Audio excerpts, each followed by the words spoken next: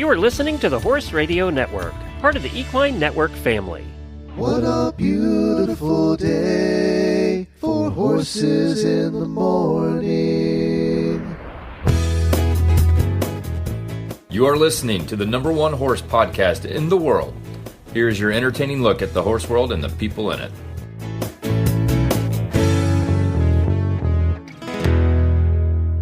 Good morning, everybody. I am Glenn the Geek from Ocala, Florida. And I am Allison Rehnborg in Murfreesboro, Tennessee. And you are listening to the monthly Equine Affaire episode of Horses in the Morning on the Horse Radio Network for March 20th. This episode is brought to you by Equine Affaire. Good morning, Horse World. It's the third Thursday of the month. That means it's time for the Equine Affaire episode, North America's premier equine expo and equestrian gathering.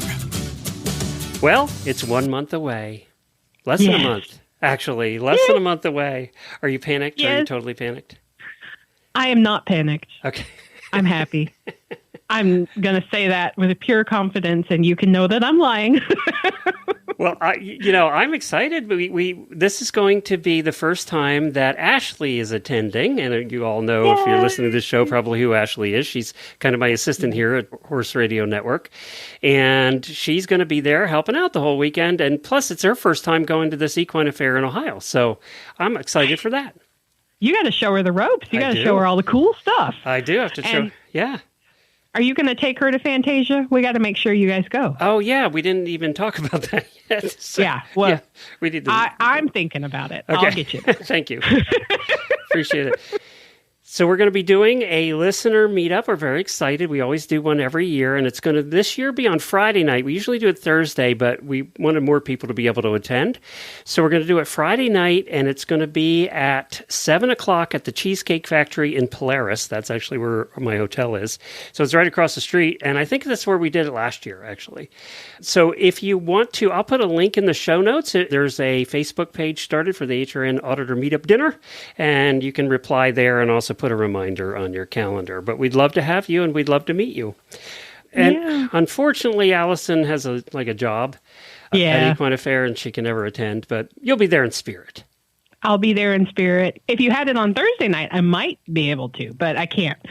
Friday night, I will be recording Fantasia. That's right. I will be behind the camera. But you guys can meet me in the booth occasionally when I'm there. That's right. We'll be at speaking of our booth, the Horse Radio Network booth is in booth 207. That's pretty much the same place we were last time, right? Yes. Yeah, I think it is. And that's in the Bricker building, which is the main building with all the booths. So we're there. It's like two rows in. It's a good spot. 2 rows in, right in the front of the building. So we'll be recording 3 episodes there if you want to stop by. And I always try and get listeners on the show too.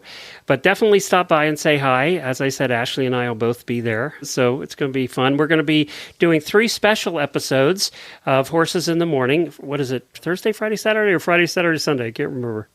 Friday, Saturday, Sunday. That's right. Yep. So Alice and I will be doing 3 special episodes that'll come out on your feeds. So you get bonuses in the month of April. Yes. Now it's almost as good as being there. Not quite, but if you can't go, you can really cultivate some FOMO by listening to our episodes. That's right. We always have fun guests, and we always have some surprises for you too. But who's on today's show? Yes. So this is our Fantasia episode. So if you love our nighttime show, our musical celebration of the horse, and you want a sneak peek, this is the show for you. We're going to have Luke Gingerich, he is a Ohio horseman. He has been at Equine Affaire multiple times. At the beginning, I think he was an attendee because he's a local horse kid. And then he's kind of grown and developed over the years. And now he is a full-blown clinician. He's a Fantasia performer, and we are delighted to have him back. And then our other guest is Nicolas Diaz, another young horseman. Nicolas is the son of Jerry and Stacy Diaz. So if you are into Garacha, you probably know about this family. They're a huge rodeo performing family, the Diaz family. And we are delighted to have Nicolas in Fantasia this year and his mother, Stacy. And so Nicolas is going to come on the show and share all about Andalusians with us. So very exciting stuff. Very good. And I know there's a couple last minute reminders that we need to do about tickets and parking and all that stuff. Yes. So if you haven't gotten your tickets yet, you can buy them at the gates, but I recommend going ahead and getting them done beforehand so you can kind of time. Yeah, saves you time. Just scoot on in. You can buy them at equineaffaire.com or, and I recommend this, download the Western Edge app. So you have the app on your phone. You can get your tickets through there. You can also see the event program when we get it published. We'll have the schedule and the overview maps and all that good stuff in the app. So it'll be right there on your phone. The maps are going to be especially important this year because I think I've talked about this on the show, but the Ohio Expo Center is under major construction. So the footprint of the event is going to look a little different this year. Basically, we're not using one of the buildings that we usually use, the Celeste, and we're adding the Bricker Annex. And all the food and everything, the really important stuff, guys, the food booths are going to be totally different place this year. So they're not going to be right outside of Bricker like they usually are? Well, they're going to be on the other side of the Bricker. So they're going to be scattered all up and down. Yes, between the barn and the Bricker, that's where all the food's going to be. So it'll be a little more, traffic pathways are going to be a little different. So you definitely want to look at our maps, and I'll be posting about it on our social media too. But the other big important reason to have the app is the scavenger hunt is back. We hosted a scavenger hunt through the app last year for Massachusetts, and it was so much fun. We're doing it again.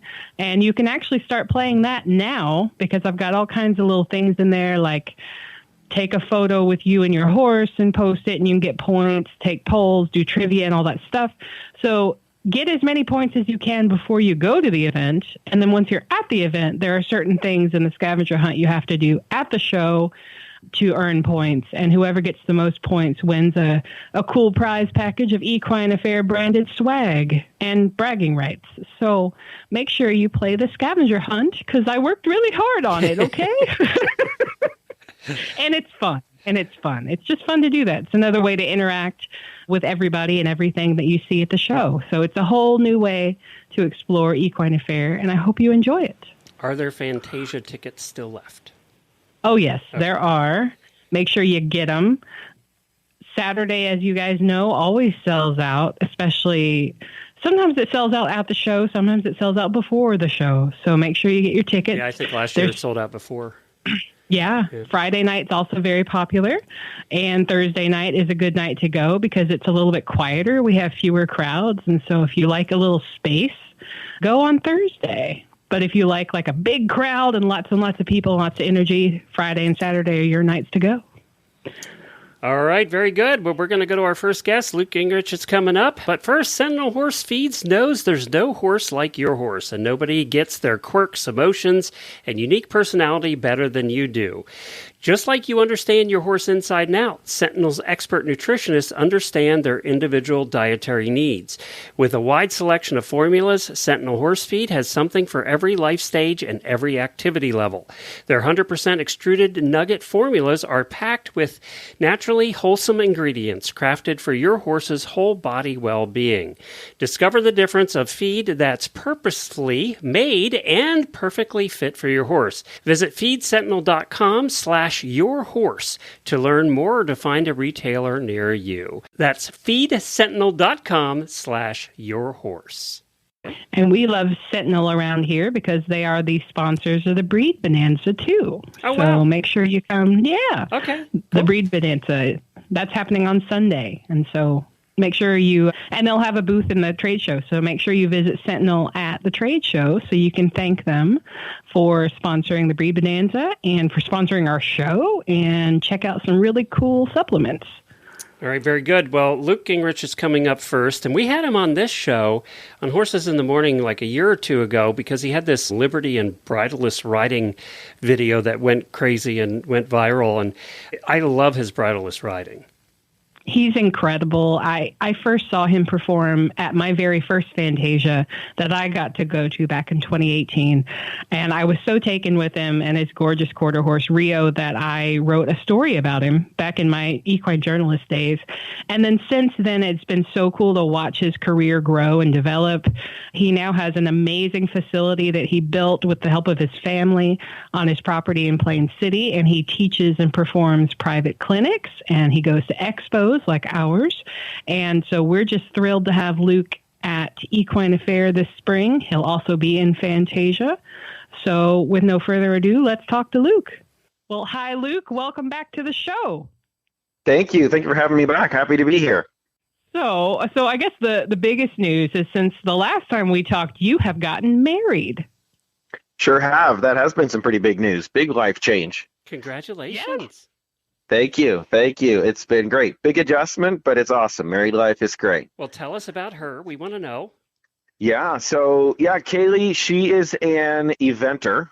So she is very much on the competitive stage in the eventing so that's been fun for us to kind of combine our two different worlds. We met through mutual friends of ours. Jesse Westfall had a little bit of matchmaking going on, dropping some hints, and both of us took them, and so we give him credit for it. So we're thankful for his role in that. And we met, I think it was about the beginning of 2022, and took a little bit of convincing on my part and patience, but she came around and started dating later that year. She tried to play hard to get. Later I found out it wasn't, it didn't take that much convincing, but she wanted me to think it did. So anyway, we started. Yeah. That's how you gotta play it, okay? Yep. She knows how to play the game. But yeah, we started dating at 22, and then we got married last June, and then we decided we wanted to wait to go on our honeymoon until this winter when it's easier to get away from our busy schedules, and also if we're going to leave the barn and the horses, we may as well do when it's nasty winter Ohio weather. So we got away for that here at the end of January, beginning of February. So that was a lot of fun, and now we're back in full swing, getting ready for spring and getting ready for Equine Affaire. I know a lot of eventing women who end up marrying cowboys. I don't know why that's a thing, but it is. It's a thing. It's that whole English Western vibe. Yeah, I don't know. guess. They Yeah. just go together. Yeah. It is. Yeah, it is. You don't see it the other way either. I don't see a lot of eventing men marrying cowgirls. You don't see that too often, but you see That's it this interesting. way. Yeah. Yeah. Well, it's working for us so far. Good. It brings its set of challenges. Two very different worlds, Are you doing? Does she have you doing cross country now? Oh, we haven't gotten that far yet. She knows better than I need more training before I can get to that. But she is riding Western now, we'll say. So I think I'm a little bit ahead of the game. So, yeah. So. Yeah, I was going to say I've seen her dipping into your world in your videos and things, but I haven't seen you going over the big fences yet. So you got to catch up. Apparently I'm slower than she is. So, or I would tend to say Western is just better, but of course that's not a very valid argument either. So, well, I agree, Western is better. Okay, and I mean, there we go. My wife's an eventer. I kind of have to go with eventing for that one, by the way. If we're going by broken bones so over a lifetime, eventers win. Yeah. So, and I mean, why have a tack room full of only one kind of expensive tack when you can have a tack room full of two kinds of expensive tack? I mean, pretty much. It just makes sense. It just makes sense. Yeah. So what does Kaylee think about Western now that she's tried both? Like, I guess we may have to ask her this at the show, but like, do you think she's gonna go full Western, or is she gonna stay an eventer? I think I know better than to talk for her too much here, so I'm gonna be careful. But she's still absolutely, she loves. She actually grew up riding Western when she was a kid, showing as a kid. And she says, I don't know, if one day she tried putting her pony in English tack and she thought he was so cute, and now she converted to English and she's fallen in love with the eventing discipline and the community and, the people in her world there. So she's certainly not leaving that, but she has started riding my quarter horse gelding Western. I mean, she was riding him dressage too. She actually, she's done some of both, and we're big believers in figuring out what the horse is best suited for and what the horse is happiest doing, and letting the horse tell you what they want to do. And over time, as we kind of went back and forth, he kind of made it clear that he's happier in the Western. He moves better. He's more comfortable. The cues are more clear for him. Also, I trained him Western, so that's probably part of the reason. Yeah. So that was kind of the big reason why she switched back to Western on him, and they're getting along great now. So that's a little bit of the story on that. So she's just so talented, she can do both. That's what I say. I've got to stick to Western and just stick to what I know. She's so talented, she can do both. So that's a smart man. And of course, you're talking about your gelding, you're talking about Rio, right? Yes. Yep. Yeah. Yep.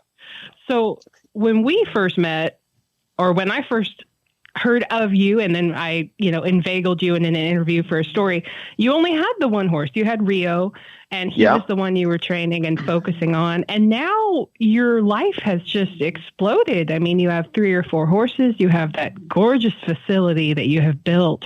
And then, of course, your wonderful wife, and then everything that opens up. So your life has changed a lot in the last several years. What's it feel like to look back at what you had and now what you have? Yeah. Yeah. It's a little surreal. Yeah. There's been some major changes over, built the facility in 2021, and just been super thankful for all the growth that's brought. I mean, it's just been amazing to look back at, where we started out versus where we are now. And so it brings new challenges with it. Life isn't quite as simple as it was back then, but it's also, very fulfilling and exciting, brings a lot of really cool opportunities with it. And I love being able to teach more now, and being able to offer most of my clinics now here, my home base in Ohio, where I can, have the setup and create the environment that I think is, really conducive to helping people and horses learn. And it's also helps me, keep a little bit more balance in my life when I'm not on the road so many weeks out of the year teaching clinics all over the place. Can keep some time to invest in my own personal horses, which is always really important for me, that I can keep building the relationship with them. I mean, of course, now that I'm married, Kaylee appreciates when I'm not gone too much as well. So, yeah. Well, and so your facility is in Plain City. And then you have people coming to travel to you now. You're hosting 5-day intensive clinics. Is that? Tell us a little bit about that. What's that like when you have people coming to you, and then you're the entertainment, you're in charge? Yeah. So, it does break some responsibility, because, we're running the whole thing here now instead of just showing up and teaching. But it's really a cool setup. I take usually not more than 6 people. And so it's small, intimate settings, and I find the 5-day format is a really nice, you can get more in depth into things than in a 2 or 3 day weekend clinic, where I found a lot of times that's just enough to really shake things up for the person and horse, but then they go home and they're not quite sure how to maintain things. And so being able to go more in depth and help them see a little bit more of the bigger picture, and get things a little more solid. And for me, as a teacher, I get to know the people and the horses a lot better. I feel like the middle of a 5-day clinic that's when we're ending a weekend clinic typically. And that's when you're just getting to know the people and the horses well. And then, the better you know each other and the better you can communicate, the more everybody's able to learn. And so then we're really able to build on that the second half of the clinic, versus, feeling like we're just trying to everybody get on the same page at the beginning, and then we're done and everybody goes home, And so I'm big on, I want people to be successful after the clinic, and I want them to be able to build on that. I want the horses to be successful.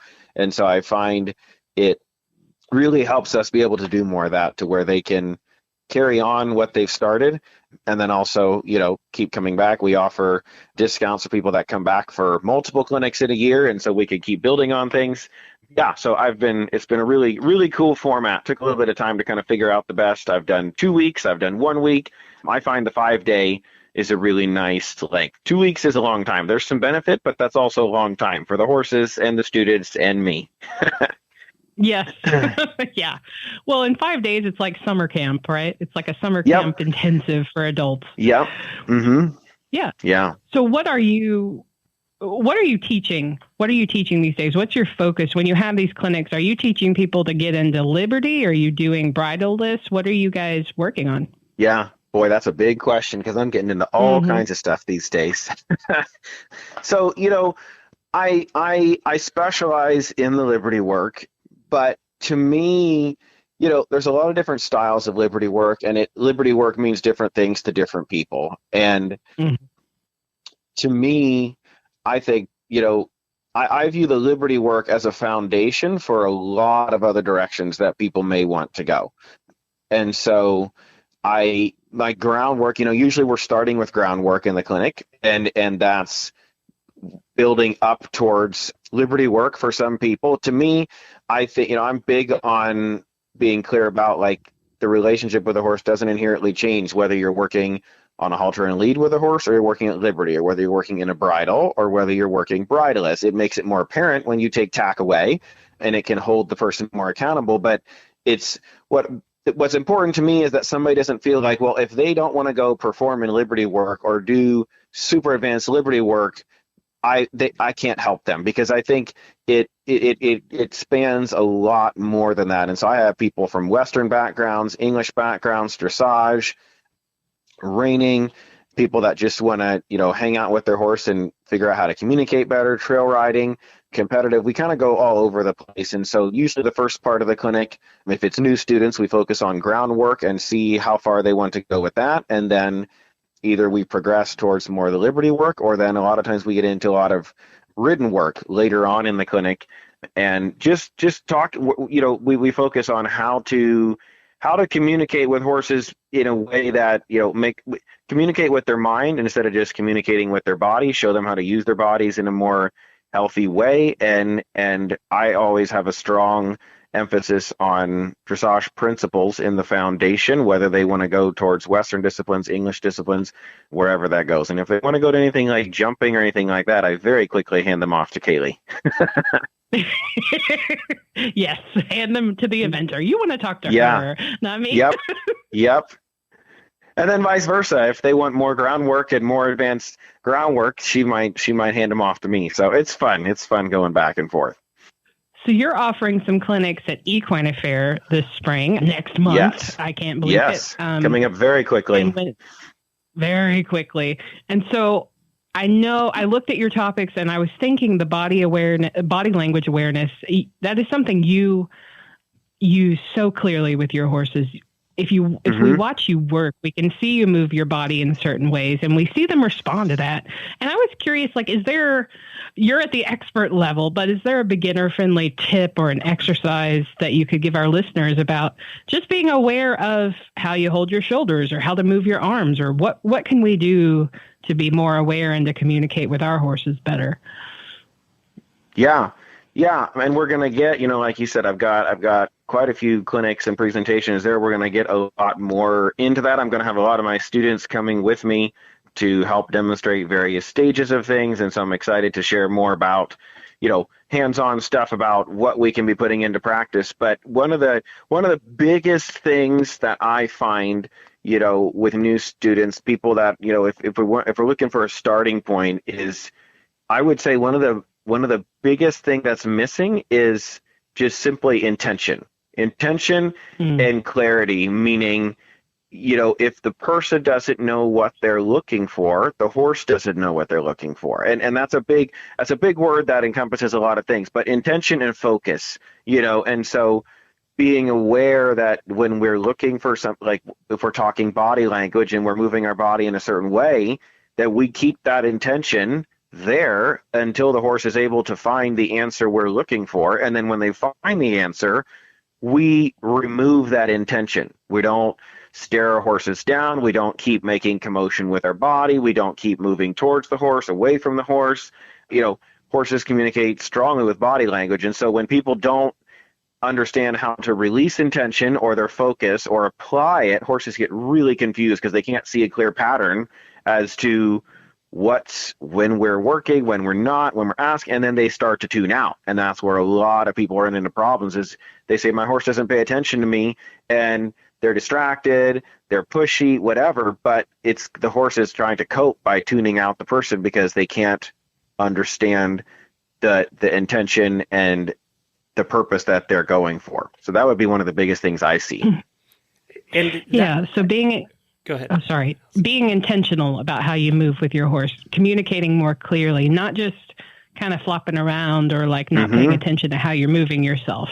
I like that. Yeah. Mm-hmm. And that is a common mistake, right? We all make. And probably you catch yourself still doing it too. At times you're kind of tuned out to something else. We all do it.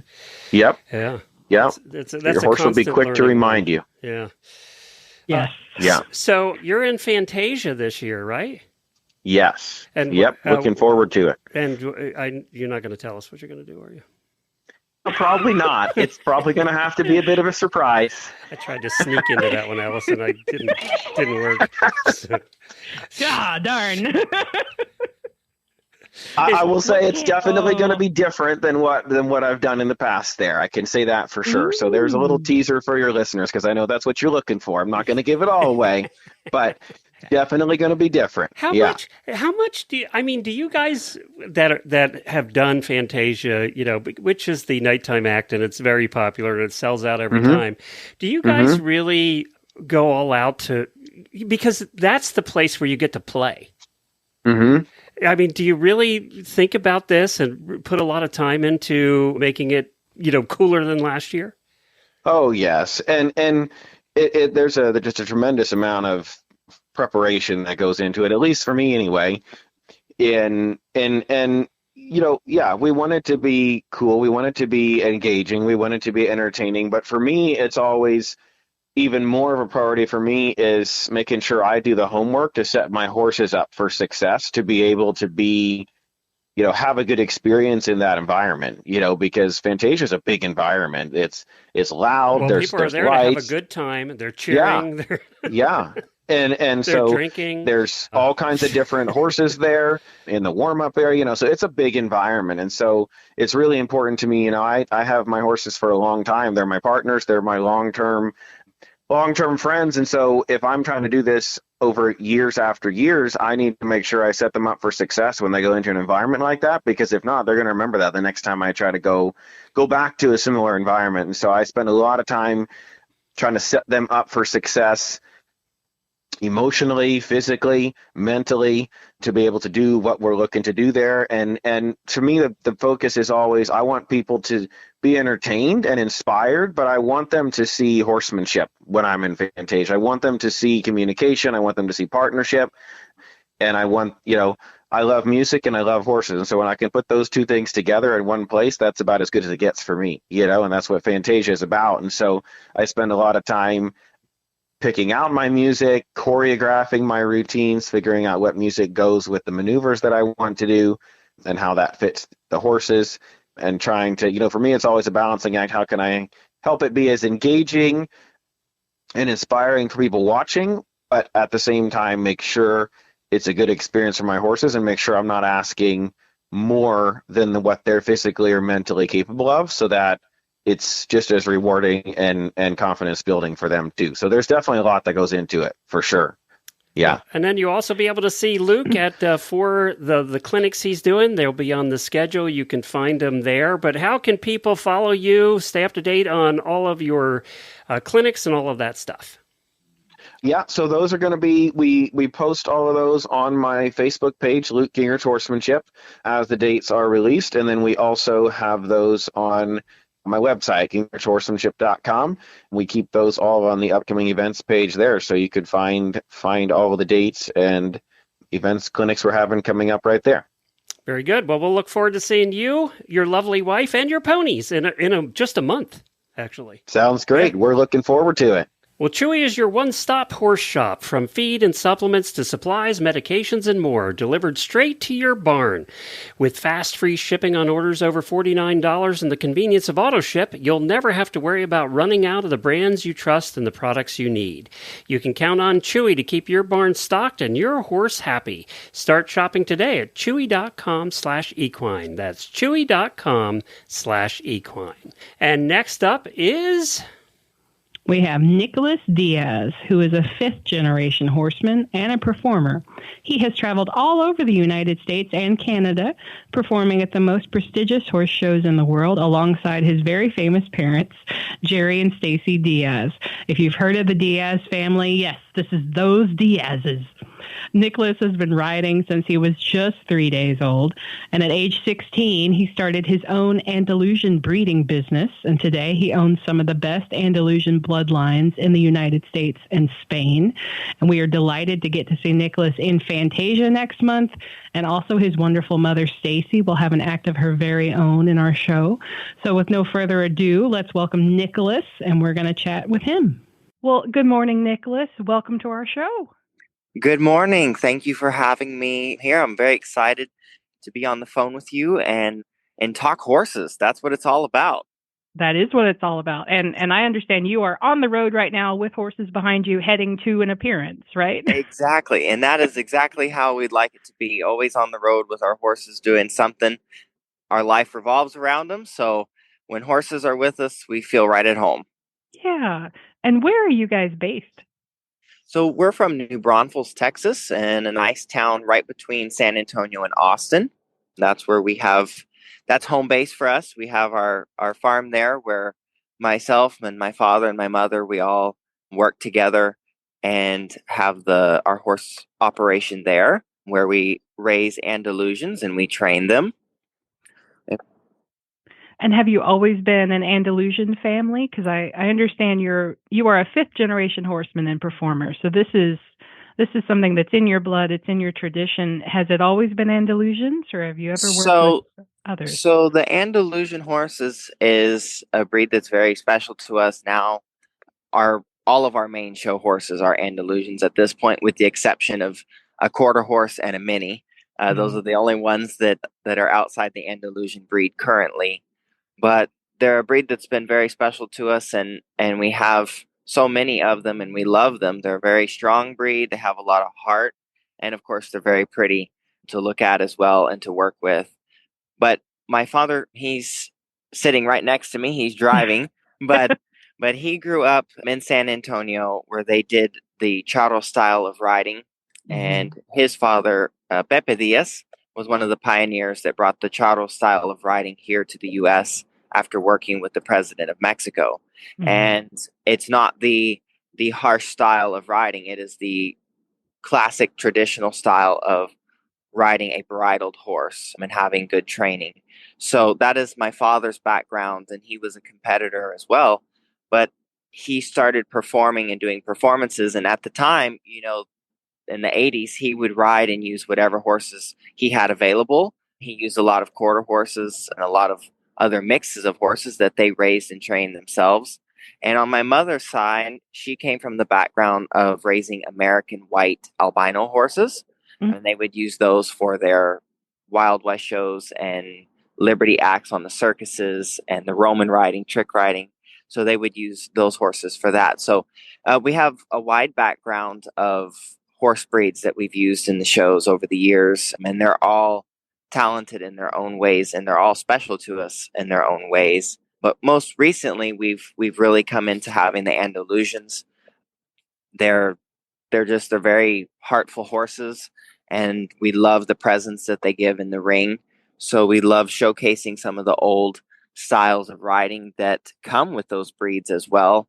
The people love to see those beautiful Spanish or Portuguese attire, some of the traditions that they go along with those breeds. So we love the culture, and it ties in beautiful with our Hispanic culture as well. Well, absolutely. And it is always, you were talking about the beautiful costumes and, of course, the stunning Andalusians. Anytime you see an Andalusian come into the ring, your ears kind of perk up, or at least mine do, because they have that different kind of presence. They're different. They do. And they're so beautiful, and they look so kind. They always have kind eyes. What's their temperament like? Are they sort of a calm, sweet breed? Do they have some fire? What do they like to work with? So I'll tell you that just like any breed, it varies. And just like with people, I see horses kind of like people. Everybody is different. Everyone's going to respond to certain training or certain behavior styles differently. But we have some Andalusians at home. Some are just so docile, and so they're all very sweet. But some are very calm and they're very brave horses. And then we have some that, of course, take a little bit more guidance and have a little bit of worry or concerns about, things, and we give them more guidance. And then on the other hand, we have those big, strong horses that have a lot of fire and heat in them. And they're ready to take on the day all day long if you want. So there's, we have a wonderful variety of horses, but we work with those characters all in their own way. And we train them specifically to do what they like to do. And if we have a hot horse, they might be better at the piaffe passage or doing some of those more maneuvers that take more energy. And then we have the horses that are more relaxed and chill, and those might be better suited for liberty horses, or they might be better suited for, basic riding or whatever it might be. But we try to match what the horse likes to do with those character traits that they have. Yeah. And that makes more sense, and it makes everything a little bit easier, right? You don't want to put a round peg in a square hole. Exactly. Gotta make the shapes fit together. Yeah. So is there a horse in your herd that's particularly special to you, or one that you really enjoy performing with, or do you have goodness. Several? Well, there's several horses. All of our horses are deeply special to all of us. But of course, those are the ones that they're all very special. But then you have the horses that are there in your barn that you're going to go to first, that are your more solid, more schooled and trained horses, and the ones that you feel more comfortable with. And I have some horses that will be coming to Equine Affaire. And I'll bring up two of them, which are my two top show horses at the moment, riding horses. One is named Fuego, which means fire. And as we said, he got his name from his character. He has a lot of fire in him. Yeah. And the other horse, I nicknamed him James Bond. His registered name is Libriano. Mm. He was imported from Spain, and Fuego was imported from Nicaragua. So they're both imported horses, great bloodline horses that we have on the ranch. James Bond, he's still a stallion, and we are looking forward to getting some offspring from him, because he is one of those horses that has a lot of fire when you want it, and he has a very good mind. He has the sweetest temperament. You hardly would ever notice that he was a stallion. He gets along good with the other horses. He is that I guess ideal horse that you'd want to have. So he is a very special animal, and his movement is just beautiful. So we're hoping to preserve some of that quality that he has for the future of our show program and our competition program. But those are two horses that are at the top of my list currently. I had a beautiful black stallion that he unfortunately got hurt, and so he might not make a recovery to do the performances again. But he was one of those horses that I would go to the barn, and he was the first one that I wanted to ride. So he was one of my best, and I miss riding him a lot. But just lucky to have him, and thankful that he's doing better and recovering. So that's all that we can, hope for. But those two horses, and then my next go-to is not necessarily a riding horse. She's my miniature horse, Glory, and she's a show stealer, but she's a wonderful, wonderful asset to the farm, and all the horses love having we have two miniatures. They all love seeing the miniatures and being friends with them, and so they're fun to have around and fun to take on the road and perform with as well. So, and those are just a few. I have some younger horses that are always coming up. One that we race, Sueño, he's a Frisian saddlebred, gorgeous, gorgeous black horse. And one day he's going to be in the shows. He's just 4 years old and just starting his career now. So there's a lot of young horses that we have that have so much potential, and we're really looking forward to them. But we always have our seasoned veterans, our professionals, and then we have the younger ones that start filling in the small steps behind them. Yeah. Now, are you a James Bond fan? Is that why you picked that name? So I'll tell you the reason he got the name James Bond I got the horse and I started riding him, and he was not the easiest to get along with. He had a lot of things, some retraining, I'll just say, that needed to be done. And so we were in the field and we were working on just having a nice, easy, relaxed trot in the field. And I started saying, let's add a little bit more to this trot. And so I kind of squeezed him up with my legs and I lifted my hands on the reins, and he really gave me this really big, just explosive, extended trot. And in my earbuds, as I was riding in the field, the soundtrack to James Bond started. And I thought, boy, that sure felt fancy. And I said, and with this music, it really goes together. So I nicknamed him James Bond at that point. It stuck. And then in the show, which I'm so excited to be going to Equine Affaire, my parents have both performed there many, many times. And I performed there as a young boy when I think the last time I performed there, I was 9 years old. Oh, but wow. So I'm so excited to come back. Yeah. But going back to James Bond, I'm going to be performing with him with some of the music to James Bond. So maybe I can recreate some of those feelings and emotions I had in the field with him and put it in the spotlight. So I love that creative side of the horse world. There's so much that you can do and be creative with. And I love performing. I love putting the music together, the routines for the horses. It makes me all excited to do those things. So I'm excited to bring some of those acts there to Equine Affaire. Yeah. Okay. So before we get into Fantasia, I do have to ask, which James Bond is your favorite? Are you a Sean Connery man? Are you a Daniel Craig? Are you a Pierce Brosnan? Are you a... Boy, that's a tough one. It is. I'm more into, I guess this is because it's my generation, I'm into more the later movies that have recently come out. Yeah. But I did enjoy some of the TV shows that they used to have, the old TV that they had. And those are really fun to watch, go back and experience all of those times and the music. And I love that it's something that everybody throughout the generation now has known a James Bond character, knows the music, knows the theme, knows the kind of classy elegance that goes with the movie. So that's what I love about it. It's something that everybody has their own emotional attachment to those songs and to those movies. So I find that fun with all the different generation types that we have nowadays.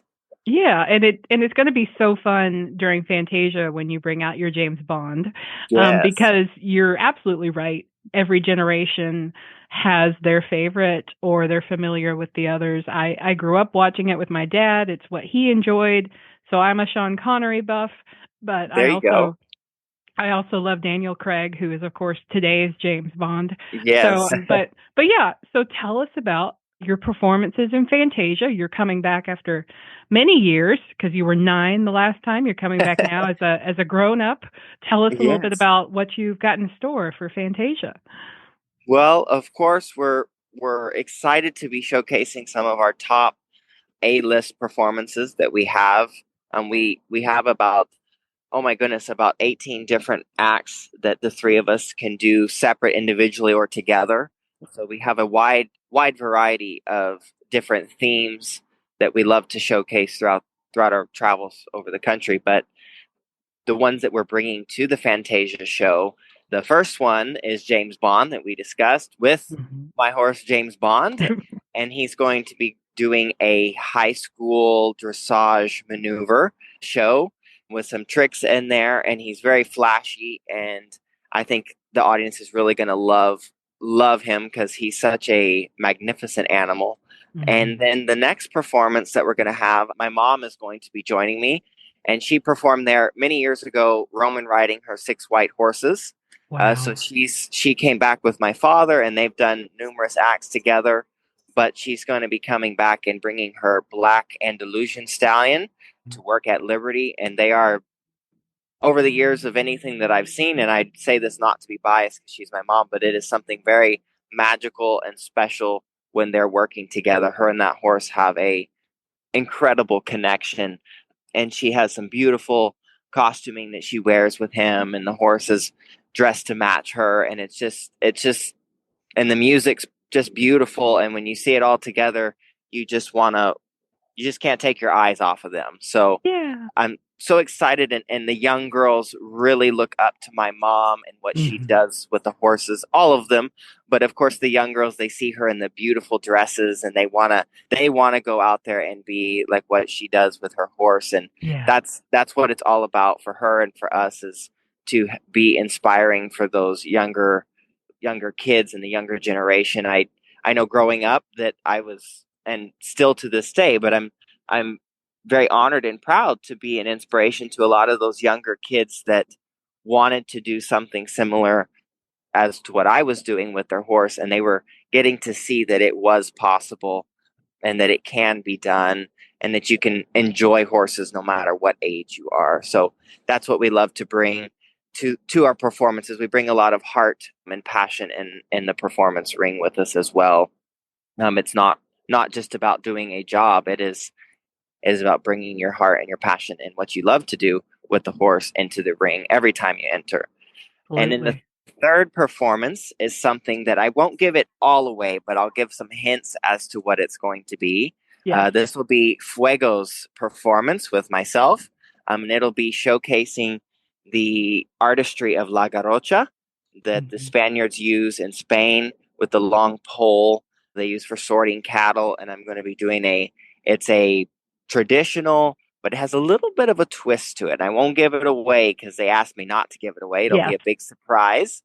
But it's going to be something very fun. I've been just starting to showcase it this year, 2025, on tour, and it's been a big success everywhere I've taken it. And I'm very, very excited to bring it there because I know that everybody's going to enjoy it, and the kids are going to love it with that added twist that I have to it. And you get to see some Fuego. He's a dressage horse. He's my 7-time national champion last year. Wow. He's Andalusian Horse of the Year last year as well. So he's a very special horse in my heart as well. And I get to showcase some of his fancy horsemanship maneuvers that we can do together with that, while showcasing how you have to do it one-handed because you're, performing with, obviously you have the pole in your hand, right, in my right hand. And so you're depending a lot on your seat and your legs and your just overall communication that you have with the horse to get a lot of these intricate maneuvers done. So I find those things exciting as well. The challenge is always exciting. And those are the 3 horse acts that we'll be bringing into the Fantasia show. And we're equally excited for all of them. And we're so excited to work with the other individuals. I'm not sure of everyone that's going to be there, but the few that I do know, we're excited to work with them as well and be in the show because we all know each other over the years of performing throughout the country. So it's always fun to go back and be with people that love horses as much as you do. Absolutely. Well, you've got me even more excited. Fantasia is always my favorite part of the job. I always get to go at least twice because I'm videoing, and so I get to watch it twice, which just awesome. Fills my heart with so much joy and love because I love to see you guys perform and do what you love, because you can't watch Fantasia without realizing that the performers like you truly love your horses and you love what you do and you have so much joy when you're out there. And then of course that just reverberates through the audiences. Everybody has a good time. And so we're honored to have you guys with us this spring. I can't wait to see your performances next month. And yes. So to close out, tell us a little bit, how can people find out more about you and your family and your horses? Do you have a website or a Facebook that you guys update? Yes, so I will give you a few bits of information of where you can find us, and you can see our travel schedule throughout the year, and you can go see some photos that we have. You can go to our website at charrojerrydiaz.com. That's CharroJerryDiaz.com. And you can see that's my parents' page. I mean, you can do the same, go on Facebook or Instagram as well, and you can find them on there. And then you can follow me personally on Instagram or Facebook at Nicolas Diaz Equestrian. And you can go through Instagram, Facebook, or YouTube, and you can find some of the things that we have there, and just enjoy the horses. Perfect. And we'll put those links in the show notes. Well, thank you, Perfect. Nick. It's been an honor to meet you and chat with you, and we'll see you Absolutely. very soon. Absolutely. Looking forward to it. Thank you so much. Well, another exciting opportunity to win swag, if you're not into the scavenger hunt thing, is our raffle. And I have to tell you guys about the raffle. I always love to post that link in the auditors group because you guys jump on it. So listeners, make sure you enter the free Equine Affaire raffle. Yeah, because you don't have to be there to enter this. You can do this from home, right? Exactly. Yes, you can do it from home. It is open to anyone in the United States, and we have got lots of great prizes. This is another thing that I work on. I work on a million things, and the raffle is one of my babies. But we have got a 500 gift certificate to Equitopia. We have a prize pack from U.S. Equestrian. We've got zero proof horse treats, which are those. They don't have a kinky pony flavored one, but these are horse treats that are flavored like your favorite drinks. They're just zero proof. So you won't get your horse drunk, but your horse can enjoy the taste of an apple martini treat. You know, it's very fancy.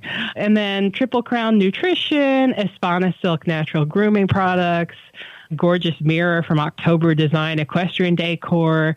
And then I just added this prize yesterday from the Healing Cowgirl. It's a wellness hemp pellet for your horse and then a muscle gel roll-on for you. So, I mean, these are all prizes that if you enter the raffle, you have a chance to win. And I think we've got 25 prizes because that includes some tickets to Equine Affaire for next year. So you got 25 chances to have your name drawn. Those are pretty good odds. All right, very good. Well, that's it for today's show. We're glad you joined us, and we're going to get to see some of you in 1 month. And, of course, the next month we'll have the 3 special episodes here on Horses in the Morning. But if you want to find just the Equine Affaire podcast, the Equine Affaire podcast has its own feed. Just search for Equine Affaire podcast in your podcast player, and you'll find it. So if you want to listen to the past episodes of just Equine Affaire and not Horses in the Morning, you can do that as well. So make sure you get your tickets. You can enter the raffle. You can check out the schedule and the event program, all that good stuff at equineaffaire.com. And we will see you at Equine Affaire.